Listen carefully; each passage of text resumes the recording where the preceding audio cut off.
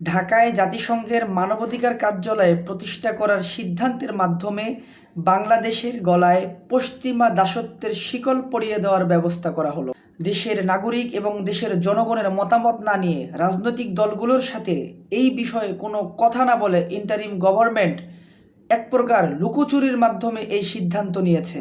জাতীয় পর্যায়ে ৩ থেকে ৪টি ইস্যু তৈরি করা হলো এই কয়দিনের মধ্যে, যেন দেশের জনগণ, দেশের সচেতন মানুষ এই মানবাধিকার কার্যালয়ের বিরোধিতা করতে না পারে, তারা এটার প্রতিবাদ যেন করতে না পারে।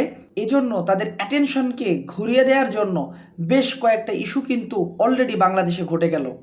কিন্তু এরপরেও সচেতন মুসলমান কি বসে থাকবে? এটার প্রতিবাদ কি করবে না? অবশ্যই করবে। আগামীকাল শুক্রবার বাইতুল মোকাররমে দেশের সচেতন নাগরিক, দেশের জনগণ উপস্থিত হবে এবং সেখান থেকে বাংলাদেশ ইন্টারিম গভর্নমেন্টকে কড়া বার্তা দিবে যেন বাংলাদেশে জাতিসংঘের মানবাধিকার কার্যালয় প্রতিষ্ঠিত হতে না পারে।